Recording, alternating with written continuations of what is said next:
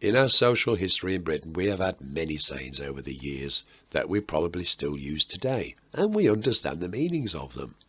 But what we're going to look at is how they evolved, where they came from, and what they meant back then. So, this is what we're going to talk about today. So, let's get on with it. We'll begin by the saying, passing the buck. Now, the buck, not mean the kind of book that you'd read. B-U-C-K. And it all came from a card game back in the USA in the 1800s. They used to deal, one person used to deal the cards all the time, but they felt that be unfair and maybe a little bit of cheating going on. So they decided that one person was going to deal the cards, well, in turn, around the table. So in order to make sure that the next person was to deal, they'd put a knife in front of the next dealer. And this knife was called a buckhorn. Since then, it's obviously been shortened to the word buck. So that's where the word passing the buck comes from. It was first recorded in 1872 in a book written by Mark Twain. Are you taking the mickey?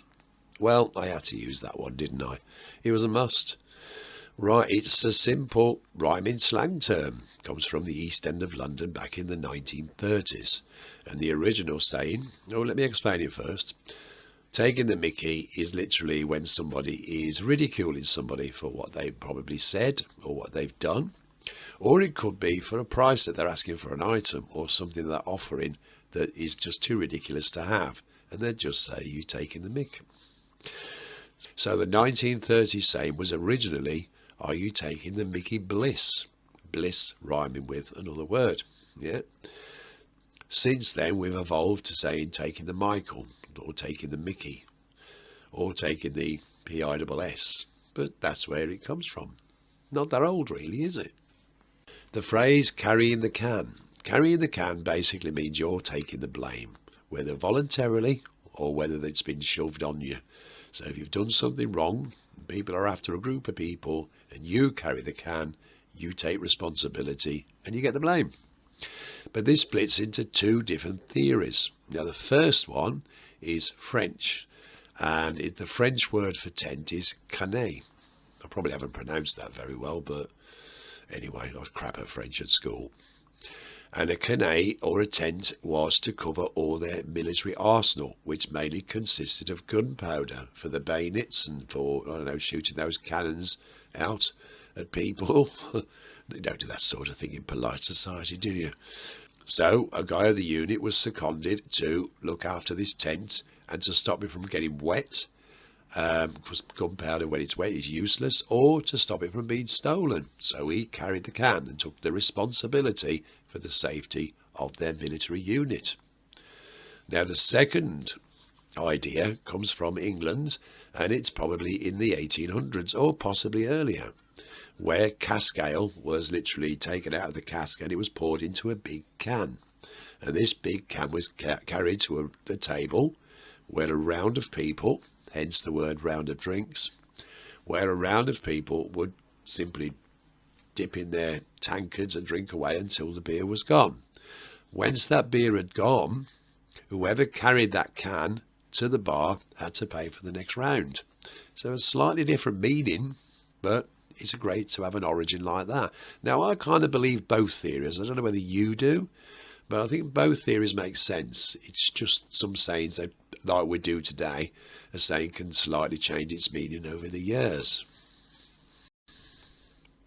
Cutting the muster or cutting the mustard. Now, which one do you think's true? Well, the answer is both of them. Well, there's a slight difference. The original saying was pass the muster. Not passing like he'd pass the salt to somebody else, but passing like he'd pass an exam. And it was a military saying. So, for example, if a unit of squadrons passed inspection, they would pass the muster. Muster being a name for a group of people in collaboration. So this mustered people had passed, or however you want to put it, but you could put that in a past tense, couldn't you? But the other, cutting the mustard is so basic, it's just simply about exactly what happened. in East Anglia, which reportedly is where this saying actually came from, when they went down to the mustard fields, these mustard plants would grow really high, and the great big thick sort of roots, or sorry, not roots, stems, would have to be cut. So therefore the tool that they used to cut it had to be really sharp, and if that wasn't sharp enough, it wouldn't cut the mustard. We use this saying today for people or things that just don't come up to scratch. Well, there's another saying for you. Just not quite good enough. So if a person doesn't cut the mustard, they're not doing the job well enough. If a machine doesn't cut the mustard, it's not doing its job well enough. That's as simple as that. Barking up the wrong tree. Well, we know what it means. It just means that somebody may be having a conversation with you, talking about something, and you've completely got the wrong end of the stick. Well, I'm coming out with these sayings today, aren't I? That you haven't grasped the idea and you've got it completely wrong. You're barking up the wrong tree. Originally, it was, I think it was in the 17 or 1800s, where there would be a lot more hunting for game. And they'd hunt for things that climbed up trees, such as squirrels. And they'd take the dogs out with them, and the dogs would sit at the tree, keep barking, waiting for that thing to come down. Well, there's no way that thing was going to come down, was it? Then the dog would get agitated, perhaps start walking around a bit, wagging its tail as they do, and plonked himself next to the wrong tree, sitting there waiting for something that wasn't there. Barking up the wrong tree, eh? Turning a blind eye. Now, we're all aware of this meaning. If we see somebody doing something they oughtn't to be doing, and it ain't that serious, we turn a blind eye and pretend that we haven't noticed or seen it. We do it just because it saves getting them or us into trouble. But the original recording of that particular phrase was recorded in the English Oxford Dictionary as early as 1698, which is connected to an incident, well, more than an incident, in 1801, connected to Lord Admiral Nelson, when he went and did the Battle of Copenhagen. Said it was more than an incident, didn't I? Back in the days, they used to use flag signals in order to tell the soldiers or the groups to either go forward into battle or retreat, or just to take a little break because there's nobody around. And these flags would be flashed through the fields, a bit like traffic lights if you like, for their own safety. But this guy, old Mr. Nelson, he got his telescope to look at these flags and bunged it over the wrong eye. And remember, he was blind in one eye, wasn't he? Now, I can't remember which one. Just have to look for the patch the next time you see one of his photographs. Now, whether it was deliberate or not, but why would you put a telescope up your blind eye if it wasn't deliberate? But he told them, these soldiers, that was signalling to go forward into battle. Unfortunately, a lot of them got killed. It was an absolute disaster. And I've got to be honest, if I would have survived, I might have had a few words with him, the bloody liar. I wouldn't have been very happy at all. What about you? Anyway, it's not funny, is it? I mean, come on, people died. It was a long time ago. Now, here's a saying that I absolutely love, and some of you may remember it if you're a person of a certain age. Living over the brush. And I can remember my grandmother saying this, and it referred to people that were living together or with a family and they weren't legally married. And it was very frowned upon. I mean, I was a kid in the 1970s and I could hear people talking about it even then. How we've moved on. So living over the brush, you're not married. But the saying comes from the 17 to the 1800s in the UK. And it was a time when people just couldn't afford to get married legally. There were no registry offices back then, so these big church weddings must have cost a fortune. So they decided to have a little ceremony of their own, which meant saying a few words to each other, holding hands and jumping over a brush or a broom. And they lived over the brush. I love that one. See that one over there? Mad as a hatter. And we all know the meaning of that word, don't we? Cuckoo, balmy, round the twist, up the wall, round the bend. It was a saying to say that somebody had mental problems, Well, not so much that, that's a bit cruel, but it was somebody that was supposed to be a bit like that. There's so many ways of saying it. It's rather cruel, though. Anyway, it all stems back to when almost everybody wore hats, no matter what class you were. And men wore hats mainly made with felt. And there were a lot of milliners around. And they made hats out of felt which included mercury nitrate, which is toxic. And the symptoms were slow at first. They'd start with shaking, and then aggression, and then anxiety, anger. So in those days, it looked as though they were just going mad. And that's where it came from. The problem is, the end game wasn't that great. It killed people in the end. After all, it was poisonous. I think I'd have wanted my money back for my hat. Now, to eat humble pie is to apologise, but it's normally used when you've been telling a great big story that you believe has been true, and then suddenly somebody says, you know what, that's not actually true, and you've got to be big enough to apologise, and that's when you eat humble pie. Takes a big person, we've all done it, but it all stems back to the word humble without the H. An humble pie was a pie made with offal, a very cheap way of feeding your family for the very poor. So obviously the very poor people would eat humble pie. You add an H, humble pie, but the word sort of makes sense. So that was a nice way of maturing a saying, in my opinion. Now the phrase a nest egg obviously means putting money away on one side for a rainy day. God, I'm coming out with these sayings. Building a nest egg, saving money. But it comes back to the farmers. And what the farmers used to do is they used to encourage their animals, well, not their animals, they used to encourage their birds to lay eggs by leaving one egg in their nests. And for some reason, it must have worked. It did encourage them to lay more. Simple one, right? How many people have done this? Now, this phrase is giving the cold shoulder. Now, the cold shoulder just basically means you're not completely ignoring someone, but what you're doing is you're not being as friendly as you ought to be because you'd rather not be in their company or you want them to leave the house. So you'd say words, short words, but you wouldn't sort of over welcome them. And then people would feel that and they'd just think, oh, it's time for me to go. It originates back into the Middle Ages. You know, those times when they had these great big banquets with grapes all over the place and massive goblets of wine and all that meat that you used to just chew into. Think of Henry VIII and all that. And so obviously these big parties made people very welcome. But what if you weren't invited to a get-together or you overstayed your welcome? They would serve you with a great big shoulder of mutton, and it was cold. So there you are. You were given the cold shoulder. I love that one. I like them all. Now you're going to laugh, and I shouldn't really, because they are pretty cruel, some of these sayings. But this one, it also goes back to the Middle Ages, and it's that phrase, sink or swim, which today means that you either, you aspire to your dreams, therefore you swim, or you fail and you sink. But this is going back to the Middle Ages, like I said, and it was time to investigate a crime and find out who'd done it.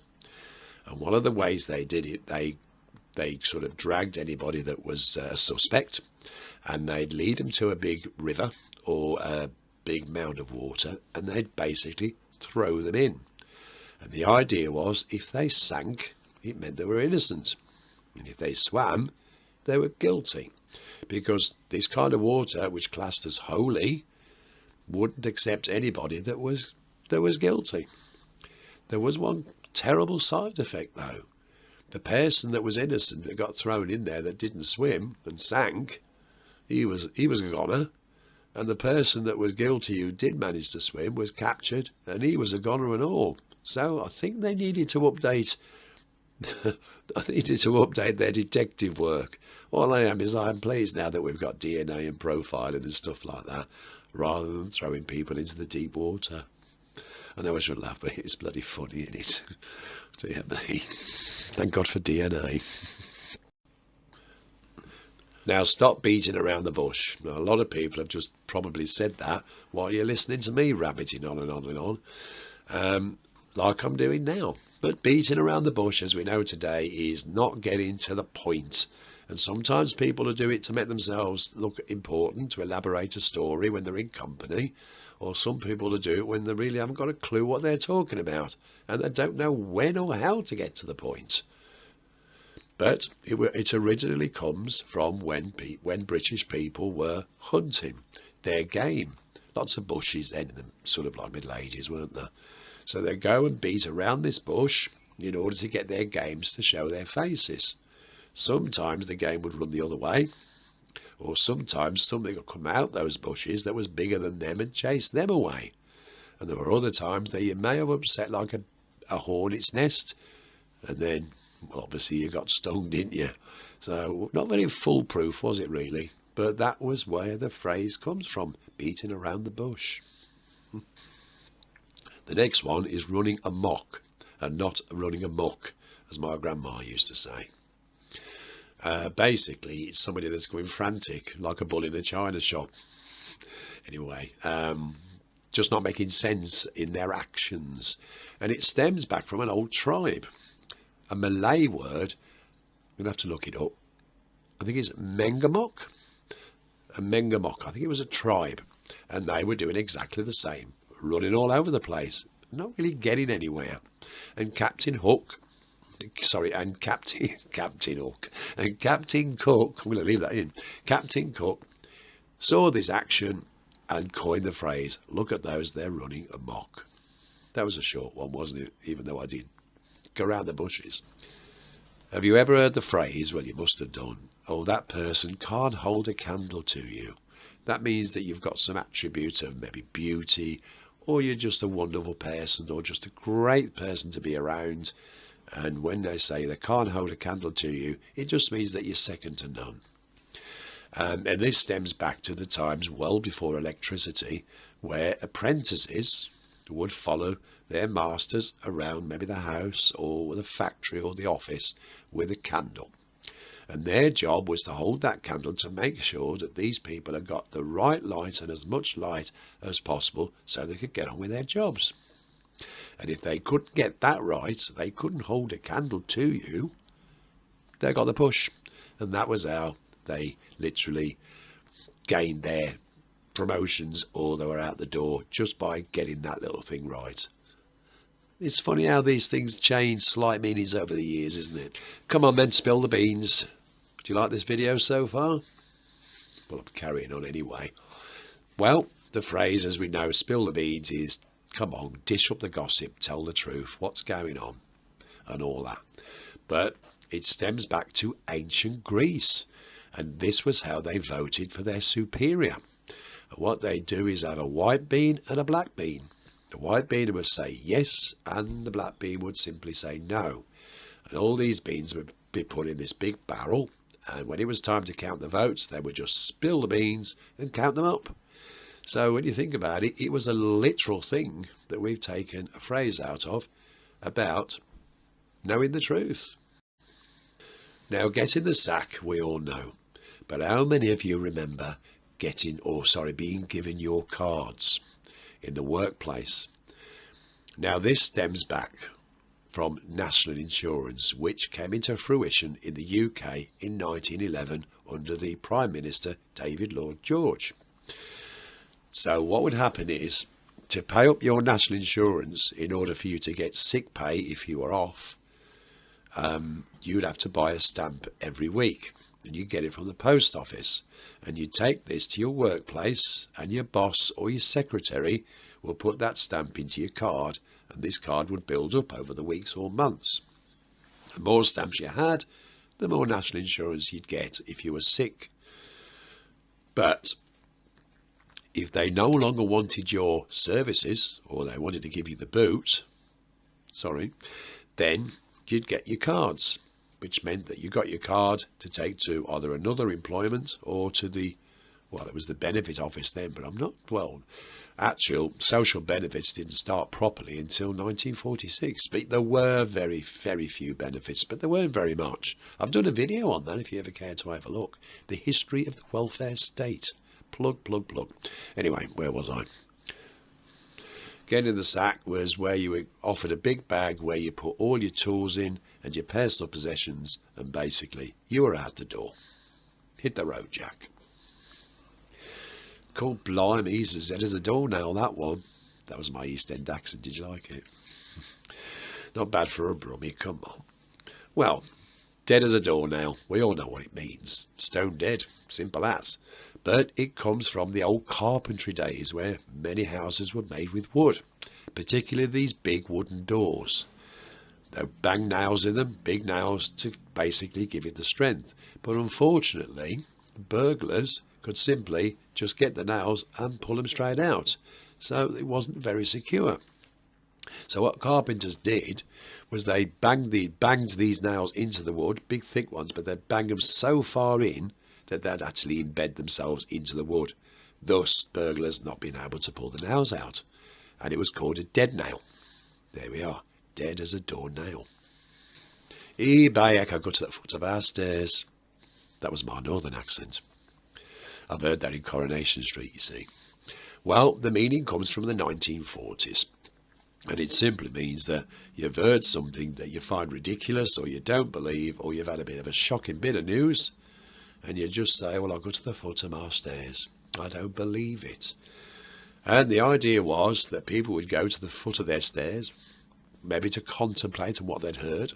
Or some theorists say, well, they went to the foot of their stairs because they'd heard so much bull, you know what, they'd use it to go up the stairs and go to bed. Now, I'm not sure. You northerners, you should be able to tell me how that saying got about. But that's what I've been reading, and I quite like that. I like the saying as well, to be honest. Another quick one is the phrase, we're going to pull out all the stops. You hear this at work, don't you? Pull out all the stops. We're going to achieve. We're going to get our goal. We're going to really go for it. And it simply stems from people who used to play these big brass ornaments, pulling out all the stops, or bagpipes or whatever, pulling out all the stops in order to get a loud noise. Nice quick one. Okay, that was a few old sayings that we still hear today, and I've now found out some of the origins. Now, I've done my best to collate this information from all different sources, and you will find that some of these sayings may have different interpretations, or there may be, somebody might come with a different historical event that's caused these sayings, but it's still interesting. But please leave it in the comments if you think anything I've said and you found another version. I'd love to hear about it. But moreover, thank you so much for watching, and this is a bit of a new style video, so I'm hoping you've put up with me, a little bit more of my ugly mush, and I shall see you on the next one, all being well. But in the meantime, thank you for watching, and bye for now.